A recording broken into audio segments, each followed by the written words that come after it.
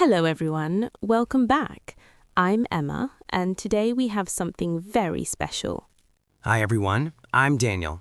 Today we're doing a complete IELTS speaking test simulation. That's right. Many of you are preparing for the IELTS exam, so we want to show you exactly what the speaking test looks like. This will help you understand the format, the types of questions, and how to answer them naturally. Before we start, let me explain the IELTS speaking test structure. It has 3 parts and takes 11 to 14 minutes. Part 1 is about you and familiar topics. Part 2 is a long turn where you speak for 2 minutes. Part 3 is a discussion about abstract ideas. Exactly. I'll be the examiner, speaking with British English. Daniel will be the candidate, responding with American English. Listeners, pay attention to how I structure my answers, use examples, and develop my ideas. Let's begin. Are you ready, Daniel?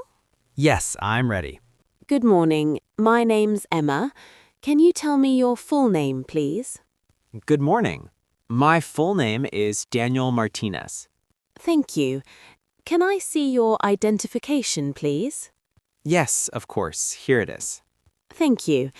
Now, in this first part, I'd like to ask you some questions about yourself. Let's talk about where you live. Do you live in a house or an apartment?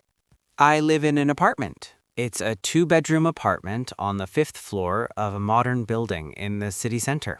Do you live in an apartment? Repeat after me. Do you live in an apartment? Good. What do you like about living there? Well, I really like the location. It's very convenient because it's close to my workplace, so I can walk to work in about 15 minutes. Also, there are many shops, restaurants, and cafes nearby, which makes daily life quite easy and enjoyable. It's close to my workplace. Repeat after me. It's close to my workplace.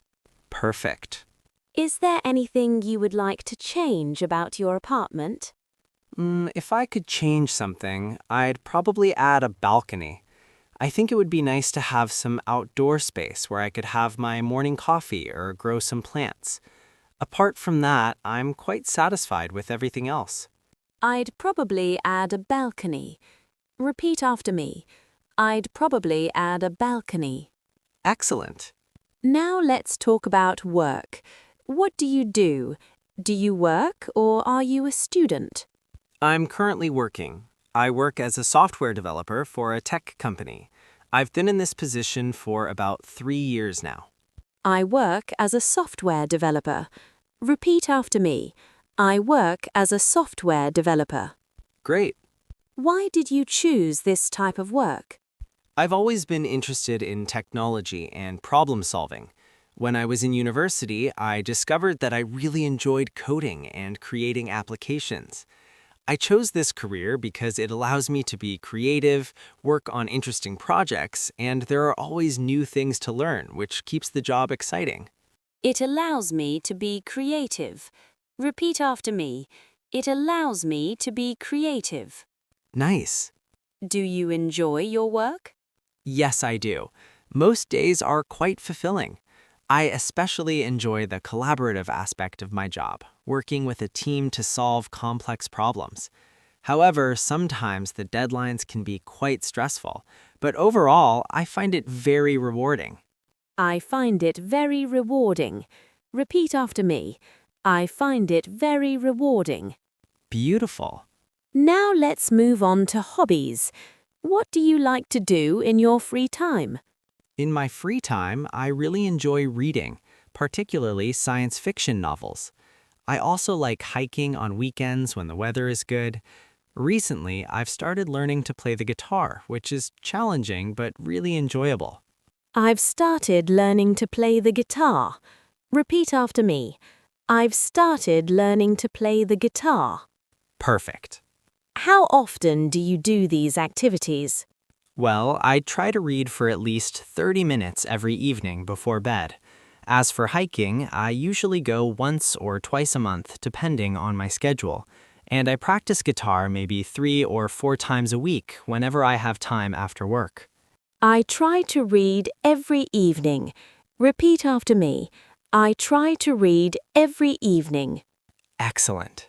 Now, I'm going to give you a topic, and I'd like you to talk about it for 1 to 2 minutes. Before you talk, you'll have 1 minute to think about what you're going to say. You can make some notes if you wish. Do you understand? Yes, I understand. Here's your topic. I'd like you to describe a memorable journey you have taken. You should say where you went, who you went with, what you did there, and explain why this journey was memorable for you. Okay, let me think for a moment. All right. Remember, you have 1 to 2 minutes. I'll tell you when the time is up. Can you start speaking now, please? Yes, of course. I'd like to talk about a memorable journey I took to Japan 2 years ago. It was actually my first time visiting Asia, and it completely exceeded my expectations. I went there with my best friend from university. We'd been planning this trip for over a year, saving money and researching the best places to visit. We decided to spend 2 weeks exploring Tokyo, Kyoto, and Osaka. In Tokyo, we stayed in the Shibuya area, which was incredibly vibrant and busy.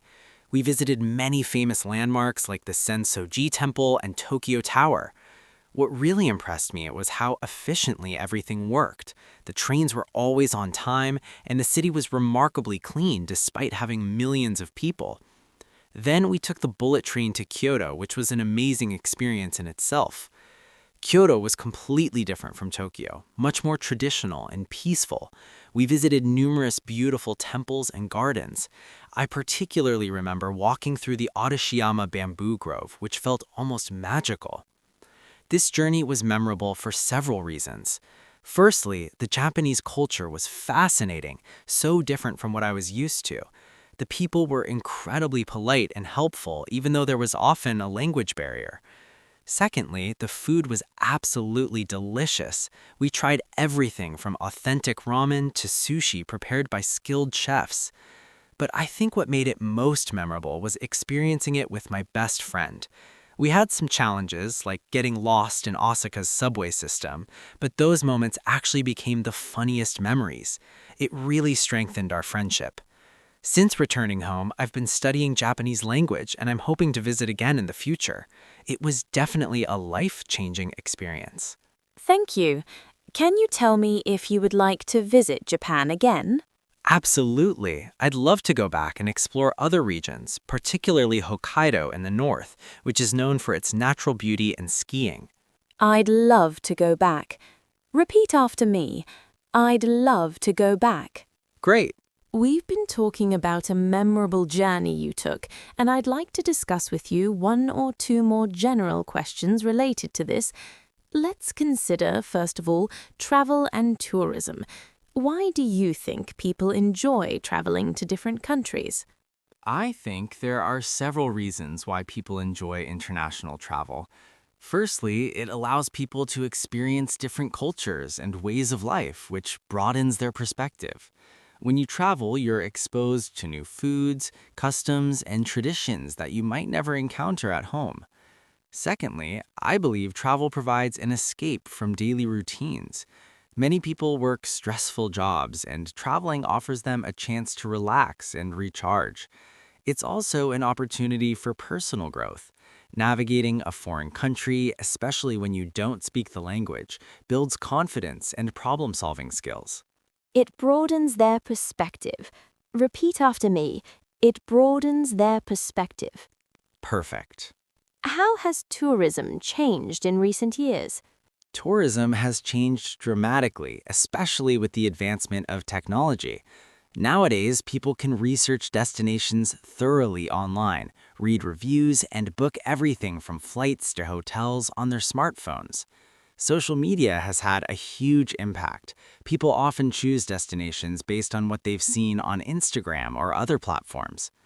Additionally, budget airlines have made international travel much more affordable and accessible to ordinary people, not just the wealthy. However, this has also led to problems like over-tourism in popular destinations, which can damage the environment and affect local communities negatively. Social media has had a huge impact. Repeat after me. Social media has had a huge impact. Excellent. Do you think tourism benefits or harms local communities? That's a complex question. I think it can do both, depending on how it's managed. On the positive side, tourism creates jobs and brings money into local economies. It can also help preserve cultural traditions and historical sites because they become valuable tourist attractions. However, if not properly controlled, tourism can be harmful. For example, it can drive up property prices, making it difficult for locals to afford housing. It can also put strain on infrastructure and natural resources. In some places, the local culture becomes commercialized or changed to suit tourists' expectations, which can feel inauthentic.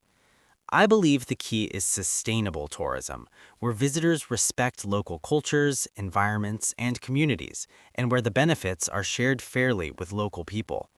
The key is sustainable tourism. Repeat after me.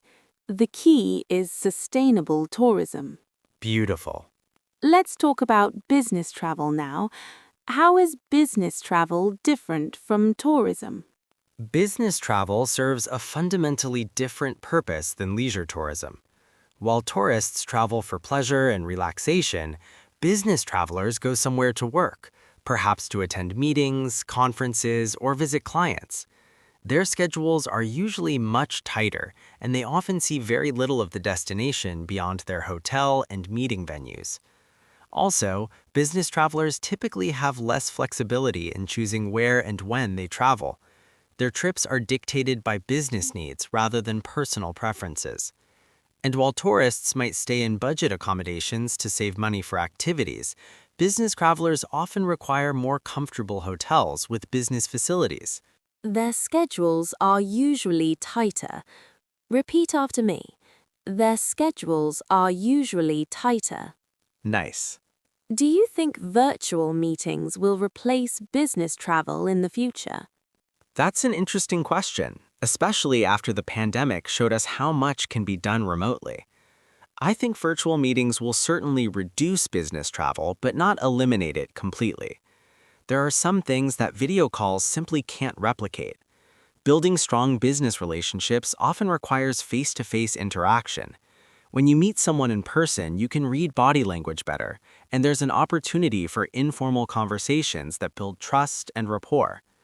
However, for routine meetings or presentations, virtual options are much more efficient and environmentally friendly.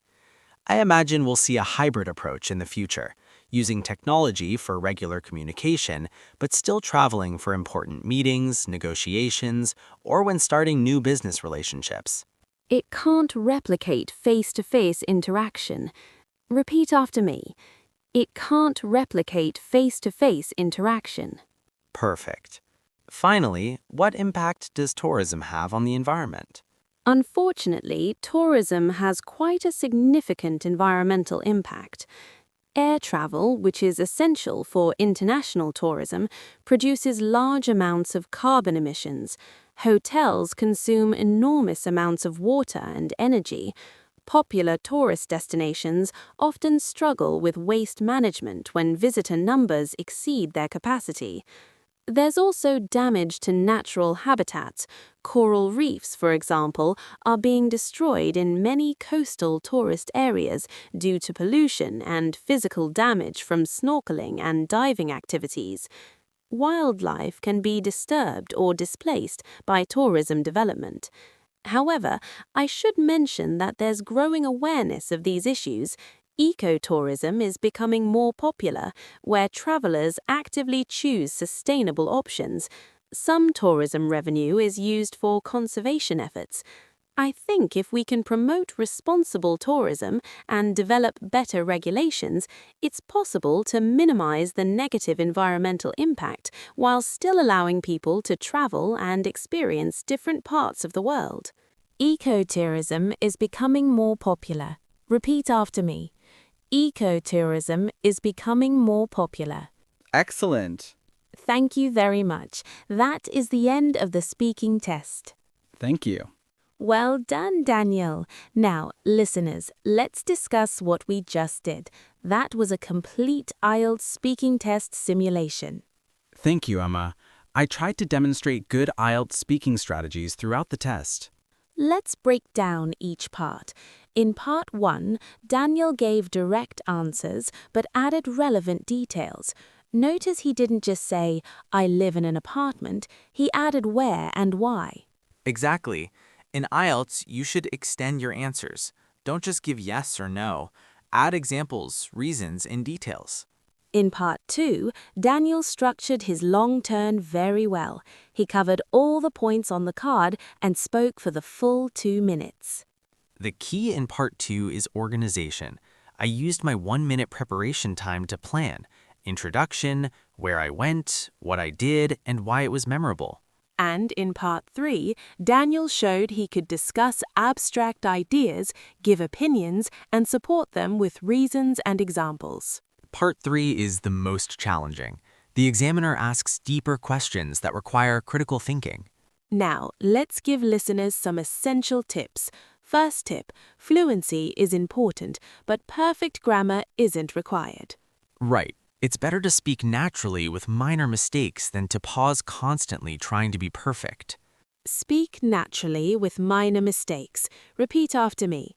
Speak naturally with minor mistakes. Great. Second tip, use a range of vocabulary and grammatical structures. Yes, show the examiner you can use different tenses, complex sentences, and varied vocabulary. Show you can use different tenses. Repeat after me. Show you can use different tenses. Perfect. Third tip, extend your answers with examples from your own experience. Personal examples make your answers more interesting and help you speak for longer. Fourth tip, don't memorize answers. Examiners can tell and it will lower your score. Instead, prepare ideas and vocabulary for common topics, but speak naturally during the test. Fifth tip, practice speaking regularly. Record yourself and listen back. This helps you notice mistakes and improve your fluency. Practice speaking regularly. Repeat after me. Practice speaking regularly. Excellent. Common IELTS topics include work, education, hobbies, family, hometown, travel, technology, and environment. Prepare ideas for these topics, but remember, be yourself. Genuine answers sound more natural. Exactly. The examiner wants to hear your opinions and experiences. One more important thing. Don't panic if you don't understand a question. It's okay to ask for clarification. Yes, you can say, "Could you repeat that, please?"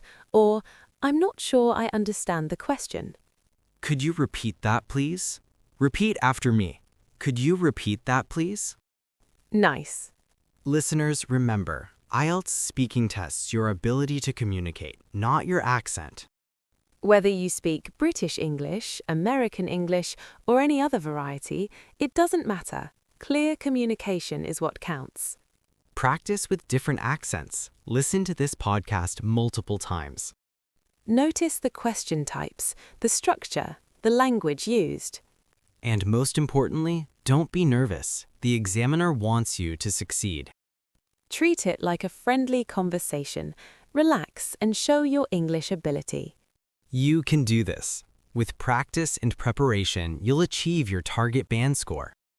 Thank you for listening today. We hope this simulation helped you understand the IELTS speaking test. Good luck with your IELTS preparation. Keep practicing.